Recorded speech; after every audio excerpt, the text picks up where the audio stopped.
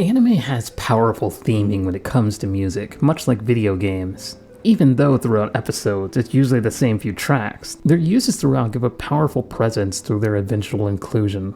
But something that I wish was talked about more, and yes, even more than they already are, is how the intro and outro for anime just tends to hit. Not just on their respective roles of bringing in or closing out a show, but their abilities within it to draw up drama and tension. And it does make me wonder which one brings out the most satisfaction. Ooh, that's a good question. Well, if it isn't my totally real imaginary friend Lord Nashu, god of storytelling and hype-ass anime moments, who is totally not a figment of my imagination because you can find them at Whispers of the Theater on YouTube, where they narrate their mini books.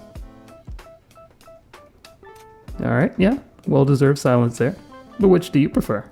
I'll say it depends on the scene. Like Roundabout starting up at the end of the JoJo episodes. Early on, of course, as this is something they unfortunately drop later. As the tension is rising and we're getting to that point where you can feel that something must happen.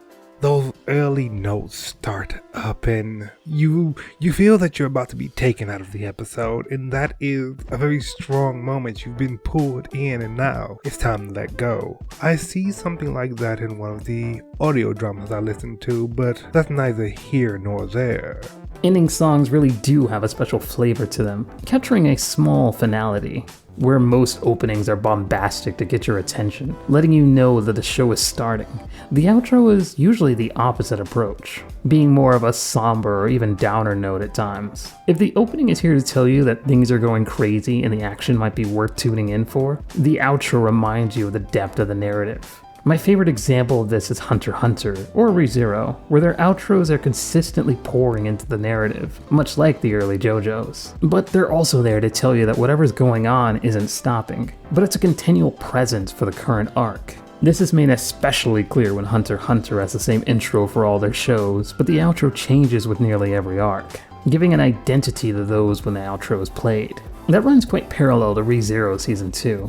Whereas the ED plays while the episode is still going on, much as it does in other seasons. But in this one, it's either taunting how futile the main character's efforts are, or it's that weird off-key of the chorus coming in, making things feel unsettled but real in the first place.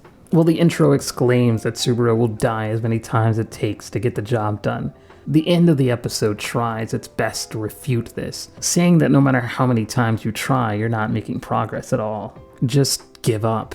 Something that's unintentionally emphasized when out of the 13 episodes of Part 1, 8 of them have an outro, whereas only 3 of them have an intro.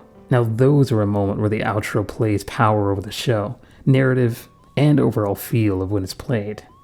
However, and I don't think you see this that often, but when the opening theme plays during the episode, that has a certain impact. It's the delayed title screen. This did not start until this point. It says that what we're seeing in the episode so far is a continuation of what happened last time, and it's only when the opening themes start playing that we're free from that cage of anticipation. And depending on the moment it starts playing, it's like, wow, in a way. How could I not think about Thunderclap Part 2 from Jujutsu Kaisen and the way specials started playing at that moment, where you're so pulled into it, and only when the ride is over do you finally get those opening chords. It's like, that's how you use it. And I think that's why you see it so rarely too, where it's like, the first episode of an anime might start with the opening theme being played at the end, but that's not quite the same. I mean, in a way it is the same. It's that whole idea of things are just starting now. Here's your hook. Now here's your opening theme. To use it